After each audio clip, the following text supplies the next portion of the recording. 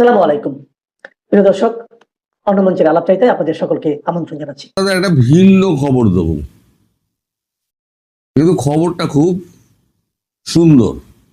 এখন বিদায় বেলা কবে তা তো সরকার জানে, মানে শেখ হাসিনার কথা বলছে, কিন্তু আমরা তো জানি না।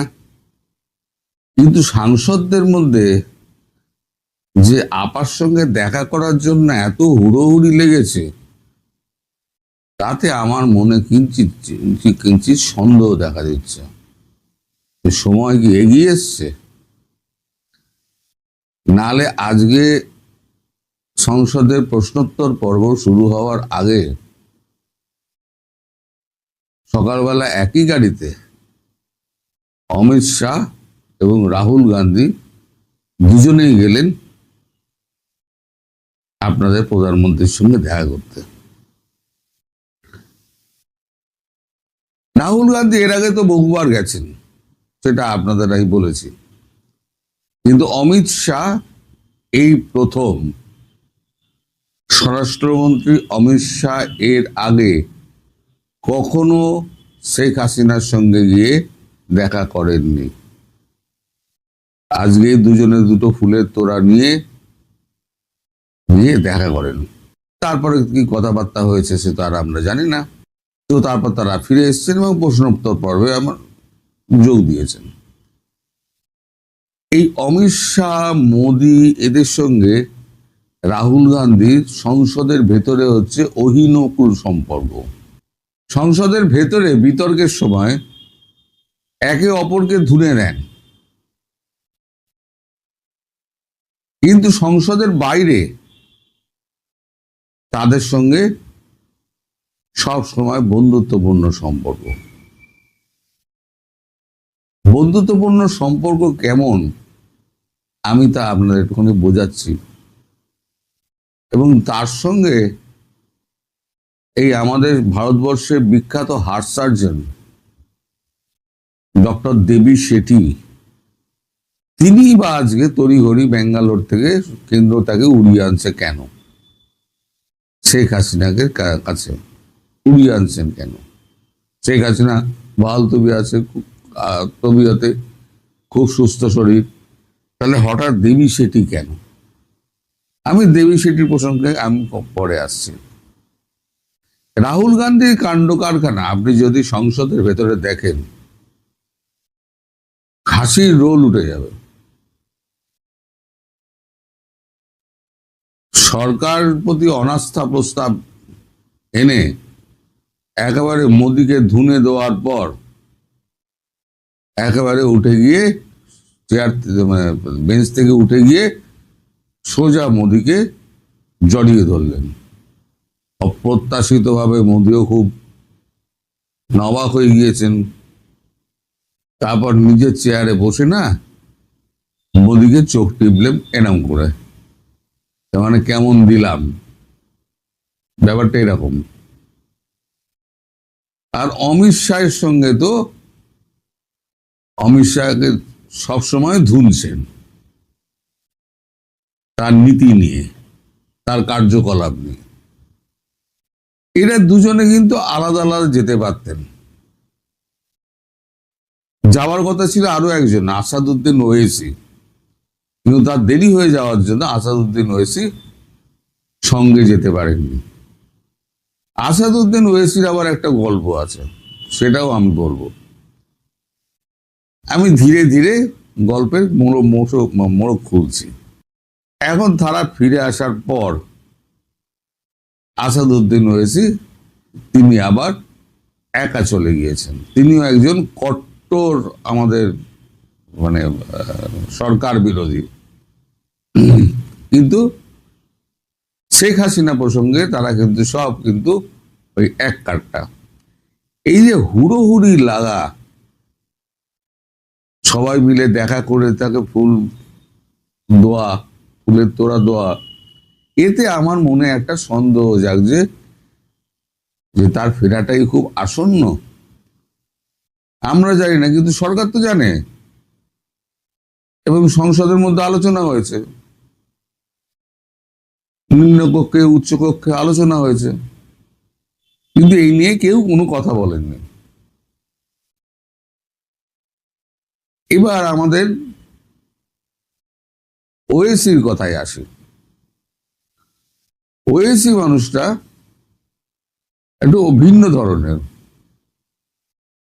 সেন্ট্রাল হলে যখন সংসদে থাকতে থাকতে প্রত্যেকেরই ঘর রয়েছে, আলাদা আলাদা করে ঘর রয়েছে, মন্ত্রী বিরোধী দলের নেতা তাদের প্রত্যেকের ঘর রয়েছে, কিন্তু তারা হাওয়া বাতাস খেতে খেতে খাওয়ার জন্য মাঝে মাঝে সেন্ট্রাল হলে গিয়ে বসেন।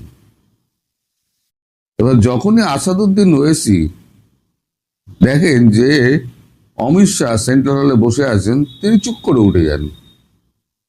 উঠে গিয়ে অমিত শাহর ঘরে গিয়ে, এখন যিনি দ্বাররক্ষী তিনি তো চেনেন, আসাদুদ্দিন ওয়েসি মাঝে মাঝেই ঢোকেন, ঢুকে ওই খাগড়া ফেবরা এই ধরনের কিছু খাবার রয়েছে, রাজস্থানী খাবার।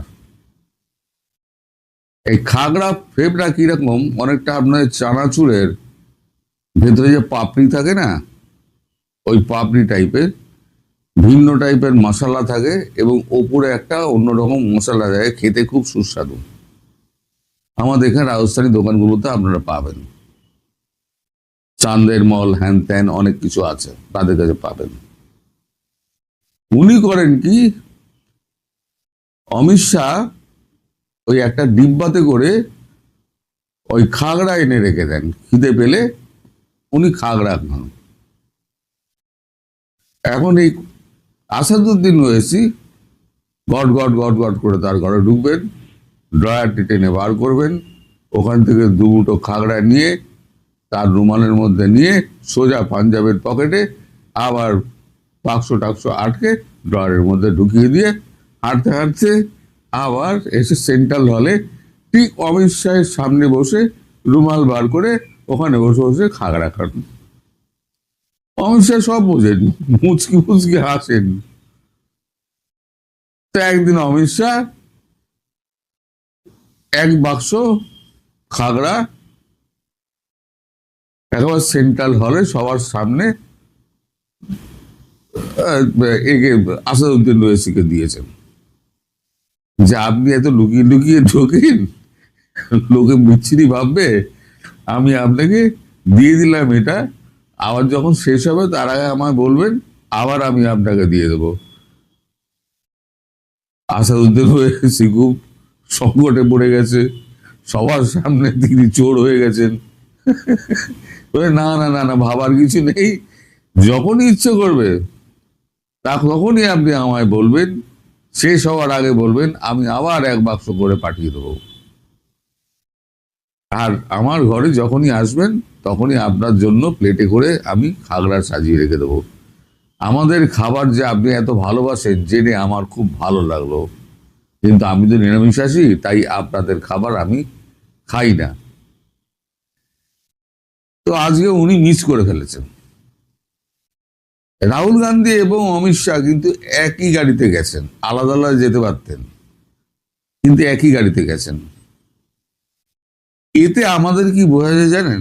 এতে আমাদের সংসদীয় রীতিনীতি এবং আমাদের যে সভ্যতা, সংসদীয় সভ্যতা, যে বিরোধী দলের সঙ্গে সরকার পক্ষের যে সংসদের বাইরে একটা বন্ধুত্বপূর্ণ সম্পর্ক, সেটা কিন্তু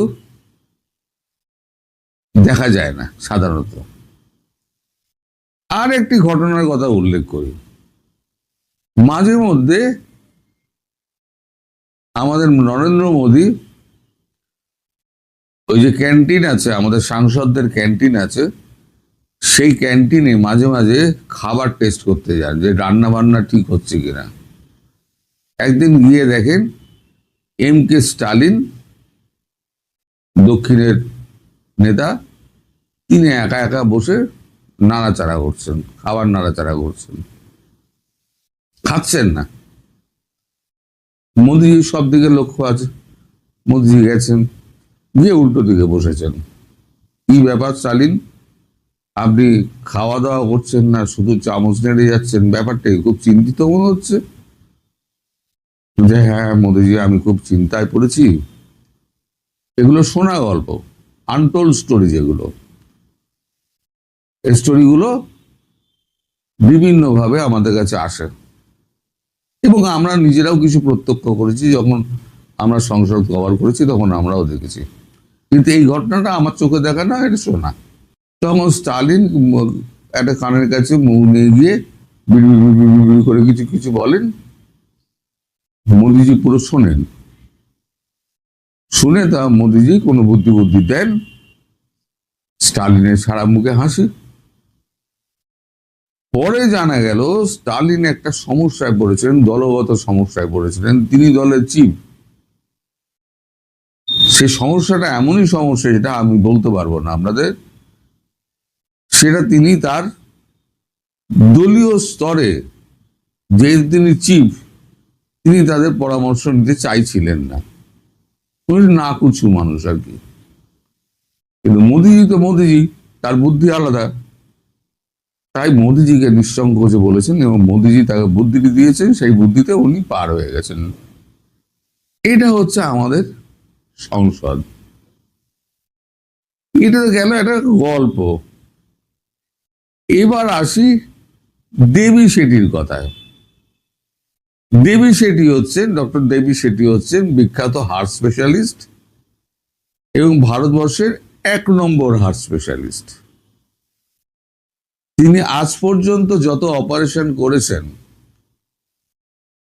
100% সাকসেসফুল, এবং এই যত অপারেশন করে তার মধ্যে 40% হচ্ছে শিশু, নবজাতক থেকে 5-7 বছর অবধি তাদের শিশু, তাদের একদম ছোট্ট হার্ট, একটা এপাশ ওপাশ হয়ে গেলে মৃত্যু অবধারিত। অবলীলা ক্রমে তিনি সেই হার্ট অপারেশন করে তিনি তাদেরকে সুস্থ জীবনে ফিরিয়ে দেন। এরকম অনেক উদাহরণ রয়েছে।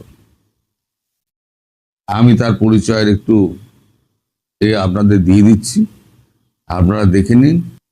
এখন কথা হচ্ছে যে শেখ হাসিনা তো সুস্থ, সম্পূর্ণভাবে সুস্থ। তার দেখভালের জন্য আমাদের এখানে AI, all India institute of medical সায়েন্সের 2জন রেসিডেন্ট ডক্টর আছেন, 6জন নার্স আছে। তারপর তার তো কাজের লোক টোক তো প্রচুর রয়েছে, মোটামুটি গোটা 30-32 মতো লোক রয়েছে, সব মিলে। প্রহরী আলাদা, সেনাটেনা আলাদা। এখন এইটা একটা প্রশ্নের মুখে ফেলে দিয়েছে যে হঠাৎ দেবী শেঠিকে ব্যাঙ্গালোর থেকে উড়িয়ে আনা হচ্ছে কেন। আজকেই দেবী শেঠি এসে পৌঁছাবেন বিকেলের দিকে। ওনার কতগুলো অপারেশন আছে, অপারেশনগুলো সেরে উনি স্পেশাল ফ্লাইটে, ওনার নিজস্ব একটা ফ্লাইট রয়েছে, স্পেশাল ফ্লাইটে উনি সোজা দিল্লি নামবেন। এখন ঘটনা যেরকম দাঁড়াচ্ছে, আর নেতাদেরই হুড়োহুড়ি করে আসা, এবং দেবী শেঠির আশা নিয়ে একটা জিজ্ঞাসা চিহ্ন, সেটা নিয়ে কিন্তু আমার মনে হচ্ছে যে প্রধানমন্ত্রী শেখ হাসিনা দেশে ফেরার আগে তার স্বাস্থ্য সম্পূর্ণ সুস্থ আছে কিনা সেটা পরীক্ষা করে একেবারে নিশ্চিত হয়ে ভারতবর্ষ তাকে ছাড়বেন, অন্তত নরেন্দ্র মোদী। আমার মনে হয়, এটা আমার মনে হয় যে সেই জন্যই বিশেষজ্ঞ হার্ট স্পেশালিস্ট দেবী শেঠিকে ডেকে পাঠানো হয়েছে। তিনি এসে আদ্যপান্ত পরীক্ষা টরীক্ষা করবেন, করে তার মতামতটা জানাবেন।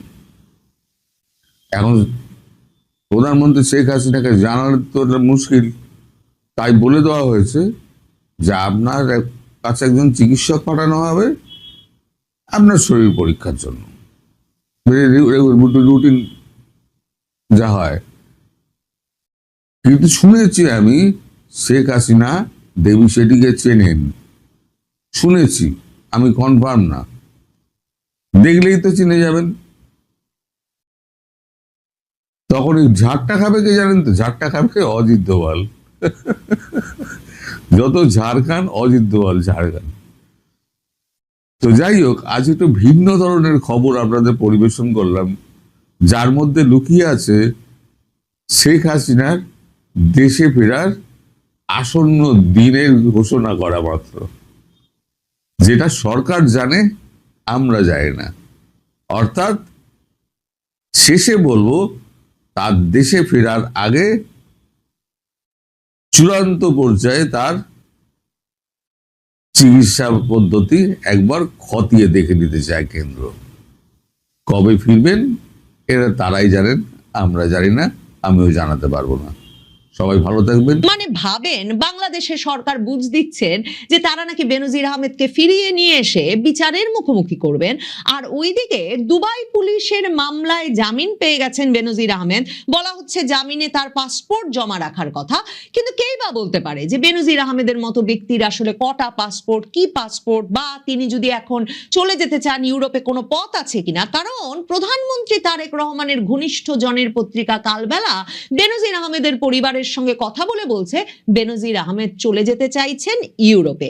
বাংলাদেশের স্বরাষ্ট্রমন্ত্রী সালাউদ্দিন আহমেদ সংসদে দাঁড়িয়ে বাংলাদেশের পুলিশের সাবেক মহাপরিদর্শক, মানে আওয়ামী লীগের আমলের পুলিশের আইজি বেনজির আহমেদকে দুবাইয়ে গ্রেফতারের ঘটনাটি বাংলাদেশ পুলিশের ঐতিহাসিক সাফল্য হিসেবে অভিহিত করলেও পরে জানা গিয়েছিল, পরিষ্কারভাবে বেনজির আহমেদের পরিবারের সূত্রেই বেরিয়ে এসেছিল যে আওয়ামী লীগ আমলের এই পুলিশ অফিসার, যিনি কিনা ব্যাপক সম্পদ গড়ে আওয়ামী লীগ আমলের শেষ দিকেই দুর্নীতি দমন কমিশনের তদন্তের মুখে একসময় ওই আওয়ামী লীগ আমলের প্রশাসনের সকল সহযোগিতা পেয়েই বেরিয়ে যাওয়ার, দেশ ছেড়ে তার পরিবার পরিজন সহ বেরিয়ে যাওয়ার সুযোগ পেয়েছিলেন, সেই বেনজির আহমেদকে আসলে দুবাইয়ে একরকমের ফাঁদ পেতে ধরা হয়েছে। এবং সেটা বাংলাদেশ পুলিশের কৃতিত্বে ঘটে নাই, বরং বেনজির আহমেদের ক্যাশিয়ার হিসেবে পরিচিত যেই জসিম, যিনি কিনা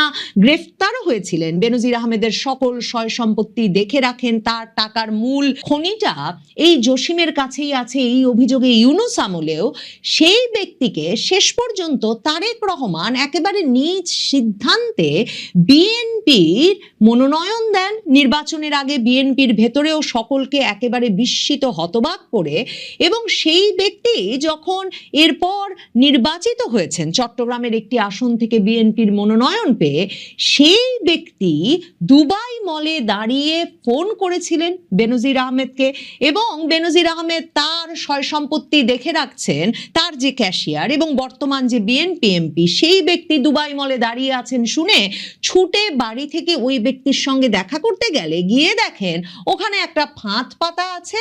তিনি যে ওইখানে আসছেন, তার নামে যে বাংলাদেশ পুলিশ ইন্টারপোলের রেড নোটিশ জারি করেছে, এই সব তথ্য ওই ব্যক্তি দুবাই পুলিশের হাতে ধরিয়ে দিয়েছে, এবং তখন দুবাই পুলিশ তাকে গ্রেফতার করে। এহেন ঘটনার পরপরই বাংলাদেশ পুলিশের বর্তমান আইজি ঘোষণা দিয়েছিলেন সংবাদ মাধ্যমের সামনে যে তারা নিশ্চিতভাবে দুবাই থেকে তর্পণ করিয়ে বেনজির আহমেদকে বাংলাদেশে ফিরিয়ে এনে বিচারের মুখোমুখি করবেন। এবং স্বরাষ্ট্রমন্ত্রী সালাউদ্দিন আহমেদ এই দুদিন আগেও বলেছেন একে ফেরানোর বিষয়টা কঠিন হওয়ার তো কিছু নাই, কারণ দুবাই পুলিশের সঙ্গে, দুবাই সরকারের সঙ্গে বাংলাদেশের রীতিমতো প্রত্যর্পণ চুক্তি আছে, কাজেই আগেও বাংলাদেশে অনেক অপরাধীকে দুবাই থেকে ফেরত আনা হয়েছে, কাজেই কেনই বা বেনজির আহমেদকে ফেরত আনা যাবে না। কিন্তু সত্যি কি সরকার বেনজির আহমেদকে ফেরত আনার প্রচেষ্টার জন্যই এই গ্রেফতার ঘটিয়েছিল? সরকার কি আসলে জানে? মানে সরকারের যে উইংগুলো খুবই কৃতিত্ব নিচ্ছিল, পুলিশ, দুর্নীতি দমন কমিশন, কিংবা যারা এই নিয়ে তৎপরতা দেখাচ্ছে, সংবাদ মাধ্যমের সামনে এসে বলছে বটে যে তারা তৎপরতা করছে দুবাই থেকে বেনজির আহমেদকে ফিরিয়ে আনতে, সত্যি কি সেটাই বাংলাদেশ সরকারের উদ্দেশ্য ছিল? নাকি সরকারের ঘনিষ্ঠ তারেক রহমান মনোনয়ন দিয়ে বেনজিরের যে ক্যাশিয়ারকে তার এমপি বানালেন, সেই ব্যক্তির সঙ্গে বেনজির আহমেদের সয় সম্পত্তি, ব্যবসা বাণিজ্যের ভাগাভাগি, বাটাবাটি এসব নিয়ে রেশারেশির জেরেই এই গ্রেফতার কাণ্ড ঘটেছিল, এবং বেনজির আহমেদ শেষ পর্যন্ত তার আইনজীবীর মাধ্যমে দুবাই পুলিশের কাছ থেকে যেমন যে মামলা করেছে দুবাই পুলিশ, তা থেকে আদালতে যেমন জামিন পেয়েছেন, তেমনি একটা বাটাবাটি ভাগাভাগিও হয়ে গেছে এর মধ্যে, তা বলা মুশকিল। কারণ বাংলাদেশে যখন তোলপাড় যে খুব শিগগিরই নাকি ফেরত আসছেন বেনজির আহমেদ, মানে এমনকি ধরুন দুদিন আগেও ইত্তেফাক সংবাদ করেছে বেনজির আহমেদকে দেশে ফেরাতে কদিন লাগবে। 31শে জুলাই বিবিসি বাংলার এই খবরটি ইত্তেফাকও ছেপেছে এবং সেখানে বলা হচ্ছে, বিবিসি বাংলা বলছে যে পুলিশ সদর দপ্তরের মুখপাত্র তাদেরকে বলেছেন মামলাগুলো যেহেতু দুদক দেখছে এবং তাদের তদন্তকারী কর্মকর্তারা এই তথ্য উপাত্তগুলো প্রস্তুতের কাজ শেষ করছে, দুবাই পুলিশের চাওয়া যাবতীয় নথিপত্র সংগ্রহের কাজ যখন প্রায় শেষ হয়ে এসেছে বলে দুর্নীতি দমন কমিশন জানিয়েছে, অল্প কিছুদিনের মধ্যেই সেগুলো স্বরাষ্ট্র মন্ত্রণালয়ে পাঠানো হবে। কাজেই বেনজির আহমেদকে দেশে ফেরানো, নথিপত্র ঠিকঠাক মতো সরবরাহ করার পাশাপাশি কূটনৈতিক তৎপরতা জোরদার করা গেলে খুব একটা কঠিন হবে না। আর ওইদিকে আমার দেশ পত্রিকা ওই একই দিনে সংবাদ করেছে কাগজপত্র প্রায় প্রস্তুত, যে কোনো সময় বেনজিরের প্রত্যাবর্তন। এবং সেখানে আমার দেশ পত্রিকা লিখছে যে দুর্নীতি দমন কমিশনের মুখপাত্র এবং উপপরিচালক মোহাম্মদ আক্তারুল ইসলাম নামের এক ব্যক্তি তাদেরকে জানিয়েছেন যে এই যে বেনজির আহমেদকে বাংলাদেশের কাছে হস্তান্তরের বিষয়ে নীতিগতভাবে নাকি রাজি হয়ে গেছে সংযুক্ত আরব আমিরাত সরকার, এবং এই বিষয়ে যেসব তথ্য উপাত্ত চাওয়া হয়েছিল সেই তথ্য উপাত্ত প্রস্তুত করে ফেলেছে দুদক। কাজেই নীতিগতভাবে রাজি হয়ে যাওয়ার পর বেনজির আহমেদকে ফিরিয়ে আনতে কোনো অসুবিধাই হওয়ার কথা না। এমনকি যেটা বলছিলাম, স্বরাষ্ট্রমন্ত্রী সালাউদ্দিন আহমেদও এ কথাই বলেছেন দুদিন আগেও সংবাদ মাধ্যমকে। অথচ এখন সংবাদ মাধ্যম সয়লাব এ খবরে যে দুবাইয়ে জামিনে মুক্ত হয়ে গেছেন বাংলাদেশের পুলিশের সাবেক এই মহাপরিদর্শক বেনজির আহমেদ, এবং তিনি শর্ত সাপেক্ষে জামিন পেয়েছেন, যে কোনো জামিনই শর্ত সাপেক্ষ, তার নামে মামলাটাও চলমান আছে, কিন্তু গত 27শে জুলাই তার জামিন আবেদন মঞ্জুর হয়ে গেছে। অথচ 31শে জুলাইও বাংলাদেশের সরকার বিবিসি বাংলা থেকে শুরু করে বিভিন্ন সংবাদ মাধ্যমকে সাক্ষাৎকার দিয়ে স্বরাষ্ট্রমন্ত্রী সালাউদ্দিন আহমেদ থেকে দুদকের উপপরিচালক সবাই বলছেন তারা এত ভালোভাবে কাজ এগিয়ে নিচ্ছেন যে যে কোনো সময় বেনজিরের প্রত্যাবর্তন হয়ে যাবে। এখন 30শে জুলাই মানবজমিন বলছে যে তিনি কারাগার থেকে মুক্তিও পেয়ে গেছেন। 30শে জুলাই তিনি মুক্তি পেয়েছেন। আজকে আগস্টের 2 তারিখে এসে সেটা বাংলাদেশের সংবাদ মাধ্যমে খবর হয়েছে এবং সম্ভবত প্রথম খবর করে বাংলাদেশে কালবেলা নামের যে পত্রিকা, যে পত্রিকাটি প্রধানমন্ত্রী তারেক রহমানের অত্যন্ত ঘনিষ্ঠ নুরুদ্দিন অপু এমপি কিনে নিয়েছেন বাংলাদেশে পট পরিবর্তনের পর, সেই পত্রিকাটি প্রথম এই খবরটি করে এবং সেখানে তারা লেখে বেনজির আহমেদের পরিবারের সূত্রে যে শুধুমাত্র যে বেনজির আহমেদ মুক্তি পেয়ে গেছেন তাই নয়, তিনি ইউরোপ চলে যাওয়ার পরিকল্পনা করছেন। মানে ভাবেন, বাংলাদেশে সরকার বুঝ দিচ্ছেন যে তারা নাকি বেনজির আহমেদকে ফিরিয়ে নিয়ে এসে বিচারের মুখোমুখি করবেন, আর ওইদিকে দুবাই পুলিশের মামলায় জামিন পেয়ে গেছেন বেনজির আহমেদ। বলা হচ্ছে জামিনে তার পাসপোর্ট জমা রাখার কথা, কিন্তু কেই বা বলতে পারে যে বেনজির আহমেদের মতো ব্যক্তির আসলে কটা পাসপোর্ট, কি পাসপোর্ট, বা তিনি যদি এখন চলে যেতে চান ইউরোপে কোনো পথ আছে কিনা। কারণ প্রধানমন্ত্রী তারেক রহমানের ঘনিষ্ঠ জনের পত্রিকা কালবেলা বেনজির আহমেদের পরিবারের সঙ্গে কথা বলে বলছে বেনজির আহমেদ চলে যেতে চাইছেন ইউরোপে। এখন কালবেলা আরো লিখছে যে এই যে দুবাই পুলিশ কিন্তু একদম মুখ বন্ধ রেখেছে এই বেনজির আহমেদের মুক্তির বিষয়ে। মানে তিনি তো মুক্তি পেয়ে গেছেন 30শে জুলাই, আজকে বাংলাদেশে খবর হয়েছে ইমেইলে যোগাযোগের পর দুবাই পুলিশ জেনারেল হেডকোয়ার্টার্স কালবেলাকে জানায় এ ধরনের বিষয়ে তারা কোনো তথ্য প্রকাশ করে না। কাজেই বাংলাদেশে যে বলা হচ্ছে তিনি পাসপোর্ট জমা রেখে জামিন পেয়েছেন, তাই বা কে বলতে পারে সত্য না মিথ্যা।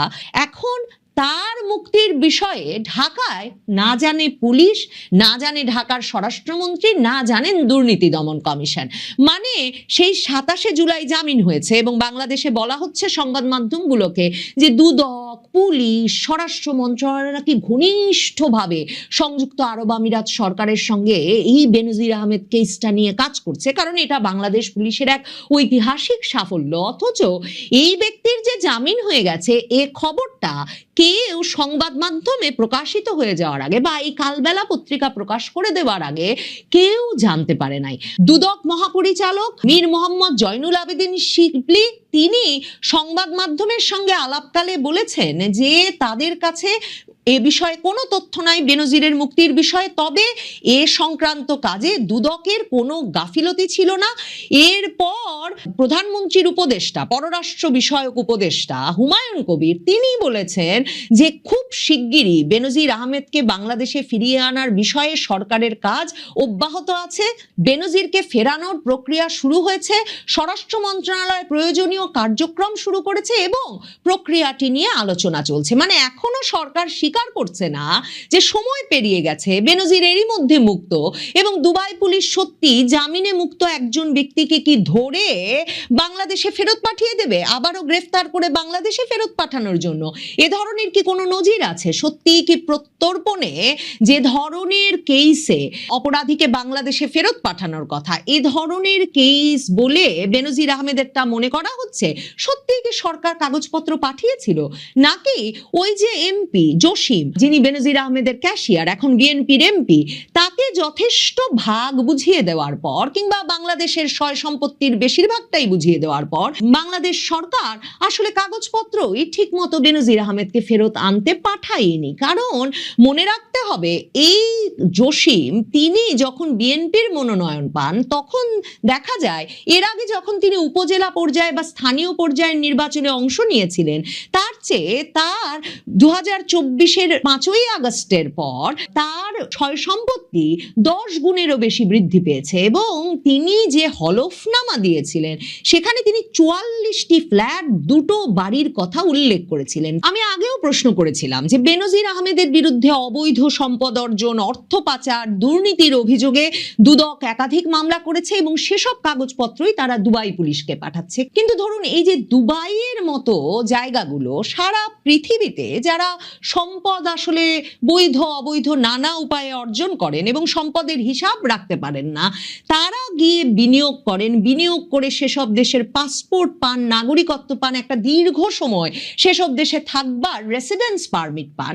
এই পুরো বিষয়টা দুবাইয়ের মতো জায়গাগুলোর অর্থনীতিকে এমনভাবে সচল রাখে যে সত্যি বিশ্বাস করা বরাবর কঠিন যে বাংলাদেশের মতো একটা দেশের অবৈধ সম্পদ অর্জনের মামলায়, বাংলাদেশের দুর্নীতি দমন কমিশনের করা মামলায় বেনজির আহমেদের মতো প্রবল অর্থবান কোনো ব্যক্তিকে, যিনি নিশ্চিতভাবে দুবাইয়ে এরই মধ্যে ব্যাপক বিনিয়োগ করেছেন, তার অর্থের একটা অংশ নিয়ে গেছেন, সেই ব্যক্তিকে তারা বাংলাদেশে ধরিয়ে দেবে, এটা দুবাইয়ের জন্য খুব ভালো উদাহরণ হবে না? মানে বিভিন্ন দেশ থেকে এই বেনজির আহমেদের মতো যেসব ব্যক্তিরা এসে তাদের নানা পথে অর্জিত অর্থ দুবাইয়ে বিনিয়োগ করছেন তারা তো তখন ভরকে যাবেন। কাজেই ব্যাপক কূটনৈতিক তৎপরতা ছাড়া কিংবা মানে বাংলাদেশের সঙ্গে কোনো পরাশক্তির মিলিত উদ্যোগ ছাড়া দুবাই থেকে বাংলাদেশের একজন সাবেক পুলিশ মহাপরিদর্শককে তিনি তার অবৈধ পথে অর্জিত অর্থ দুবাইয়ে নিয়ে গেছেন বলে অভিযোগ করে সেখান থেকে তাকে ফিরিয়ে আনার বিষয়টা খুব একটা অবাস্তব গল্প বলে মনে হচ্ছিল এবং সত্যিকার অর্থেই দুবাই পুলিশের সঙ্গে যে বাংলাদেশের সরকারের কর্তৃপক্ষের কোনো সংযোগ তৈরি হয় নাই তার প্রমাণ হচ্ছে যে বাংলাদেশ সরকারকে কিছু মাত্র না জানিয়ে দুবাই পুলিশ শুধু যে কারামুক্ত করে দিয়েছে বেনজির আহমেদকে তাই নয়, এখন এ বিষয়ে তারা আর কোনো মন্তব্য করতে রাজি হচ্ছে না। এখন দেখা যাক বাংলাদেশের গণমাধ্যম বেনজির আহমেদের পরিবারের লোকজনের সঙ্গে কথা বলে যা লিখছেন, তিনি কি এখন জামিনে মুক্ত অবস্থায় ইউরোপ চলে যান, নাকি তিনি বাংলাদেশ সরকার এখনো যে দাবি করে যাচ্ছেন আবারও দুবাই পুলিশের হাতে গ্রেফতার হয়ে বাংলাদেশে ফিরে আসতে বাধ্য হন, সেটা দেখবার জন্য এখন অপেক্ষা করতে হবে।